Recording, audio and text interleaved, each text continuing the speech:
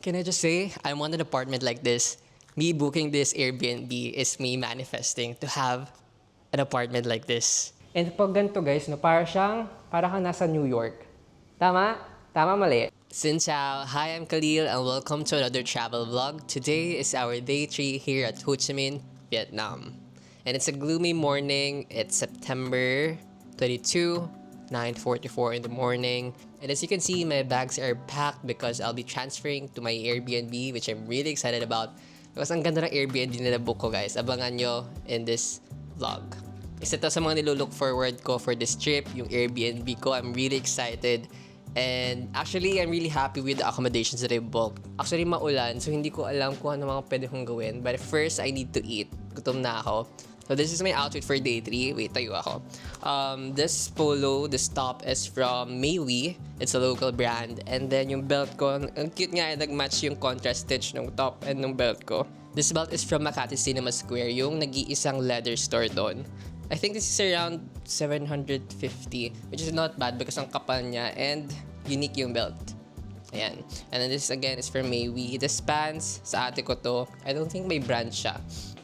But I like it kasi flowy siya. Yeah, I really need to go now. Make the most out of my time before I check out. Yeah, I'll see you guys again later. I'll update you. Bye!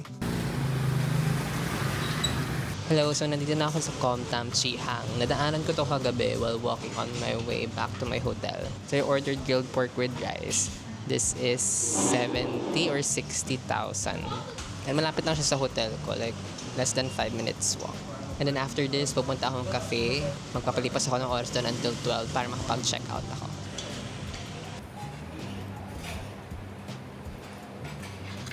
Tignan nyo yung background ko. Grabe, ang ganda no. Kinikilig ako, ang ganda ng nabukang Airbnb. This is one of the things that I was looking forward to when I was planning this trip. Can I just say, I want an apartment like this. Me booking this Airbnb is me manifesting to have an apartment like this in Manila or in New York. Charot. Or not charot. Grabe! I mean, kitang-kita nyo naman, di ba? Ang ganda niya talaga. Grabe, pagpasok ko pa lang, kinikilig na ako kasi ang ganda talaga ng Airbnb. Parang pag may sarili akong apartment, gusto ko ganito itsura niya. Or may sarili akong condo o bahay. Aside from how it's designed, the fact that it's inside an old building makes it even more special for me. Because, wala lang, I have this thing for old buildings or heritage buildings. Basta mga lumang building, lumang bahay. I have a soft spot for anything architecture and heritage related. Grabe, ang ganda talaga. I'll give you guys a proper tour later or tomorrow morning siguro pag maganda yung araw. Kasi ngayon medyo gloomy. Though, maganda pa rin naman yung lighting and you can definitely see the entirety of the apartment just by looking at this video. But I'll give you guys a proper tour after this clip. Yeah, it's like a studio apartment. Nasa 3rd floor siya, walang elevator kasi lumang building. Yun lang yung isa sa mga things na kailangan i-consider when booking this Airbnb. But aside from that, is so good. High ceiling. And then the reason that I have this amazing lighting is because right in front of me is a huge window. Katapat nito yung State Bank of Vietnam or State Bank of Ho Chi Minh. I'll double check that. And then sa likod ko yung parang kitchen. And then meron din dito yung parang bathroom. Wait, may nag-chat. This Airbnb is hosted by Airbnb by Luffy on Instagram. I believe they have 2 to 3 rooms under this building. And then they have other Airbnbs pa across Ho Chi Minh. So you can find them on IG or sa Airbnb. I'll put a link on the description box below. Okay, bigyan ko kayo ng overview of the apartment or the Airbnb. It's a studio apartment. Pagpasok nyo dun sa side na yon, ang bubungad sa inyo is yung bathroom with bathtub. And then may mini kitchen, may malaking dining table, and then parang may sofa bed, kama. There's a workstation in front of me. And then you have here a large screen TV, a chair over here, meron silang plants, and a huge window in front of me kaya maganda yung lighting. And yeah, I'm looking forward to staying here for the next few nights. Pag ganito kaganda yung Airbnb, parang tinatabad ako lumabas. Parang pwedeng staycation na lang. Charot, hindi. Kailangan natin mag-explore kasi sayang ang punta natin sa Vietnam. So, I'm just settling in. Actually, may isa pa akong luggage na iniwan ko sa hotel ko kanina kasi malakas yung ulan and malaki yung luggage na yun. Sabi ko, mahihirapan akong bitbitin yung dalawa kasi mayroon pa akong isang luggage eh. yung maliit. So yung maliit muna dinala ko, iniwan ko yung isang malaki. Babalikan ko siya before 6 p.m. Hopefully, hindi na maulan by that time. Kasi yun nga, walang elevator dito. So, biwit-bitin ko siya mag-isa. Nahiya din ako sa Grab kasi mababasa yung Grab driver if lalabas siya para buksan yung pinto sa likod. Tapos, tutulungan niya ako magbuhat ng luggage. Nahiya lang ako, kaya isa lang muna yung dinala ko, yung kaya ko munang bitbitin. Also pala, update ko lang kayo. Nag-yap naman ako.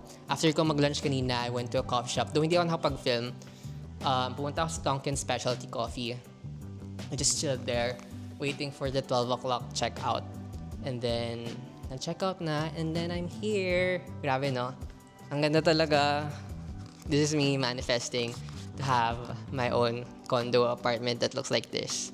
Hi guys, so I'll give you guys a quick room tour of my Airbnb here in Ho Chi Minh, Saigon. I'll be staying here for 3 nights. And this is it. This is the room. It's Airbnb number 10 by Airbnb by Luffy on Instagram. Let's start off with this huge glass door.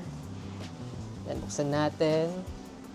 Ang bubungad sa inyo ay yung bathroom na see-through. Ayan, wait. I'll just close this door para safe tayo. So when you enter the room, you'll be greeted by a glass box. And sa glass box, nandun yung CR. And then on this side, you have here a cabinet. May mga umbrella din. But I think ang laman nito is yung mga gamit sa Airbnb. And there's a huge window that lights up the bathroom. And then, okay, tara, let's check the bathroom. So, sinasabi kong glass box siya kasi literal na glass box siya. So, we have here a very spacious bathtub. And then, a shower. And here you have the toilet. Ang concern ko lang sa CR na to is mukhang kita na naman ako ng sambayanan ng Ho Chi Minh kapag naka-CR ko. And then here you have the sink. Hi!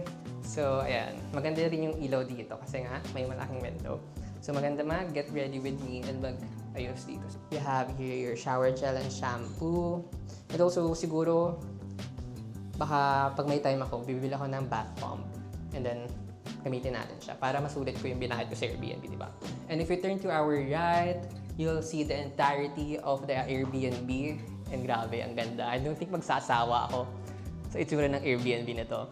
So first off, we have this huge dining table that can fit 6 people or more if you have extra chairs. Actually, ayan, may extra chairs. 1, 2, 3. But I think this Airbnb is max 2 persons only. And then here you have a mini kitchen and a fridge as well as a washing machine.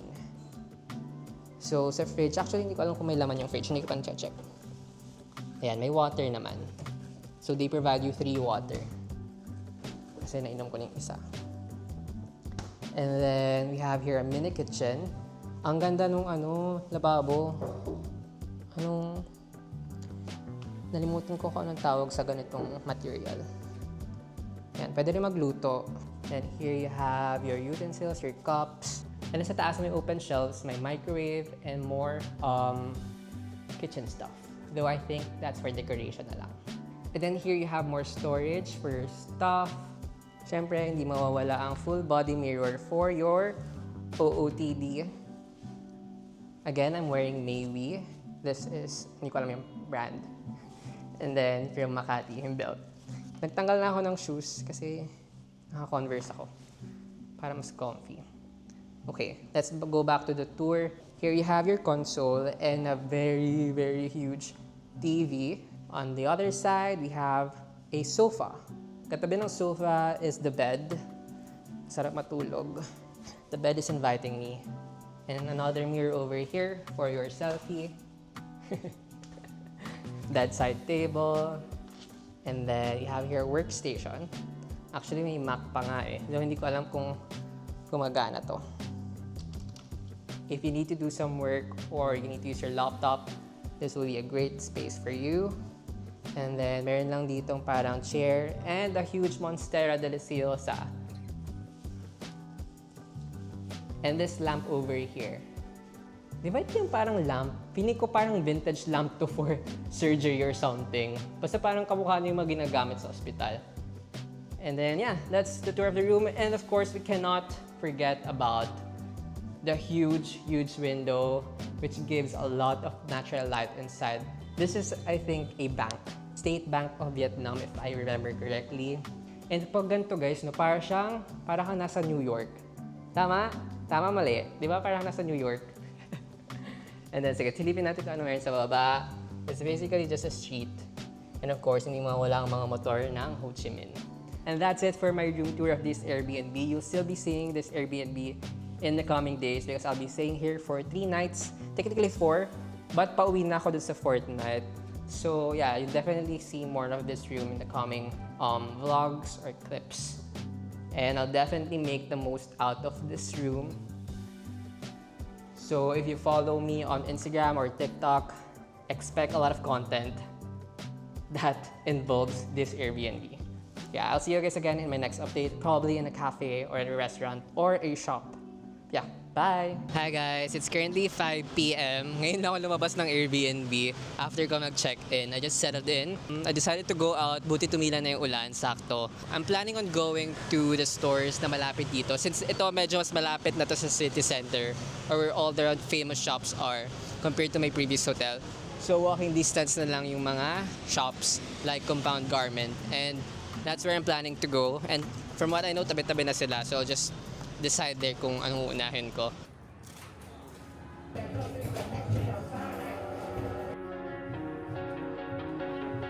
But your parents came in the cul-de-sac, leaned back in a leather-clad seat, like a spirits in your Prada bag.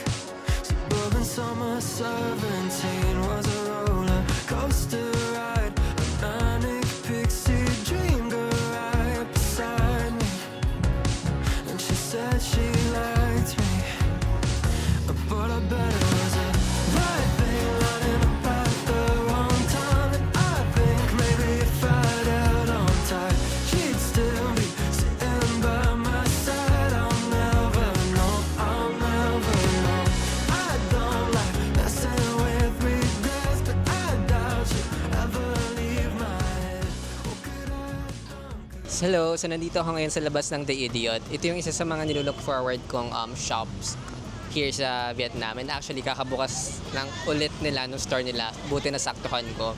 And then, may cafe sila dito. Yung taas yung parang mismong clothing store. Magaganda yung pieces, but I realized na they're not really for me. And also, it's on the pricier side. Design sila kakaiba talaga. And they're really nice, but it's not my style. May tinry akong parang baggy na pants, which I like. Pero parang sabi ko, I don't wanna buy it just because parang feel ko may dapat akong bilhin. And malapit lang naman to sa Airbnb ko. So if ever man magbagong isip ko, I can go back. Right now, I'll be walking to a restaurant where I'll have my dinner. I'll be walking for around 15 minutes. Update ko kayo guys pag nandun na ako. Joke lang pala guys, hindi pala 15 minutes walk. Ilang hakbang lang. Napansin ko tong isang restaurant na nagluluto sa tabi ng street. May niluluto silang parang noodles. Sabi ko parang masarap yun. So, chinek ko yung menu and parang okay naman. So, I ordered mixed soft fried noodles. I'm assuming mixed seafood and beef yun. Let's find out together. It's 85 dong. Dumating na yung food. And tama naman po yung assumption ko na parang siyang pancit sa atin. So, ayan. Meron siyang pork, beef, liver, and seafood. Parang siyang pancit canton. Thank you.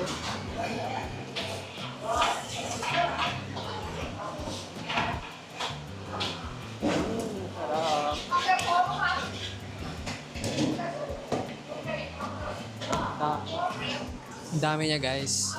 In-order ko na yung parang small. Ito yung 85 VND. Ang dami niya. Pero sakto lang kasi parang mabusog tayo. Ang hirap niya putulin. Pero masarap. Hindi naman nalalayo sa lasa ng pansit sa atin.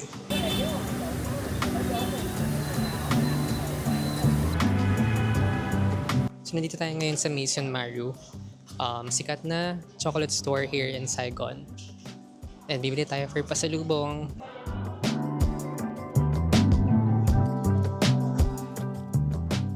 So, I'm here at Studio Marieau, which is a famous chocolate store here in Saigon. And I got their bestseller, which is their single origin dark chocolate. I asked the staff kung ano yung bestseller nila. Ito daw yun. 6 bars to.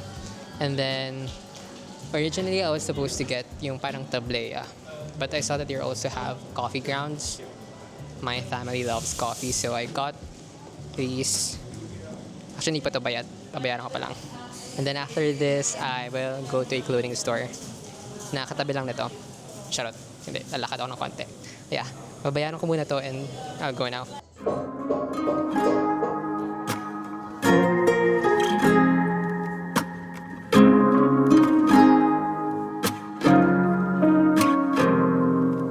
There's a memory in my head, it's somewhere buried in a mess.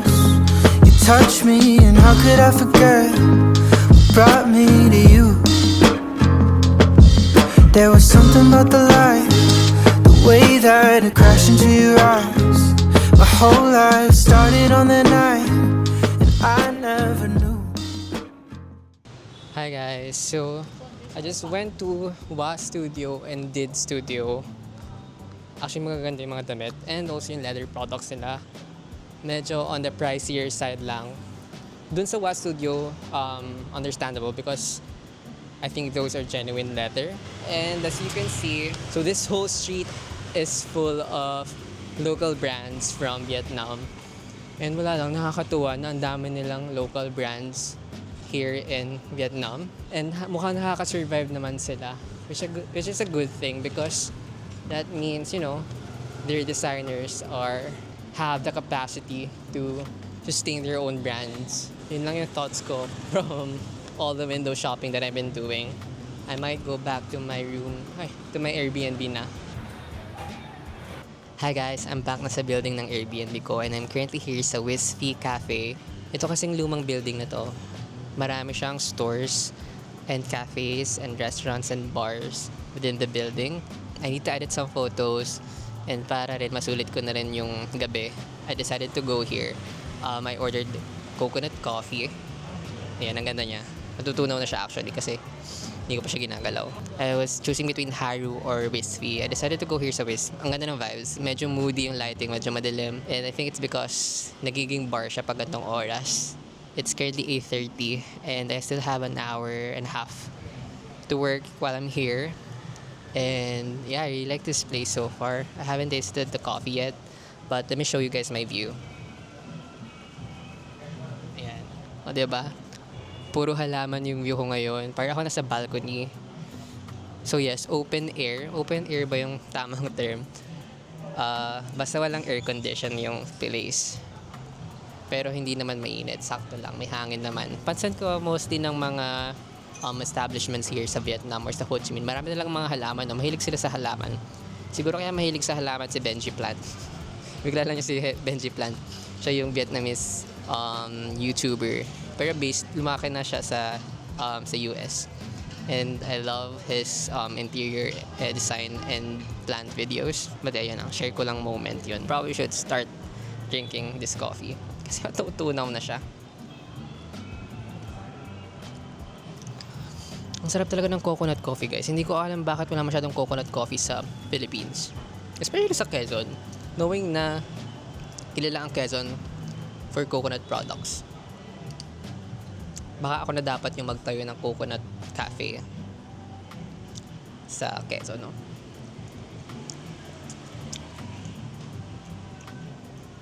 Masarap. 60 baht ba? 60 dong yun. Also share ko lang. Di ba nga sabi ko, nako-confuse ako sa currency nila. Kasi ang daming zero. Kanina, confident ako, ang presyo nun is 60,000 dong. Very confident ako nag-abot ng 6,000. Tapos yung tingin sa akin ng cashier, para siyang na-confuse. Pero parang nag-gets naman niya kasi alam niyang foreigner ako. Kasi ini-English niya ako. Sabi niya, kinarify niya 60,000. Yung napatingin ako, shit, 6K lang pala yung inabot ko. Pero ayun, share ko lang. But yeah, I need to work. I'll be back tomorrow with another vlog. It will be our day 4 in Ho Chi Minh, Vietnam. Shit, day 4 na. But nga, day 4. So I still have 3 days. So yeah, bye!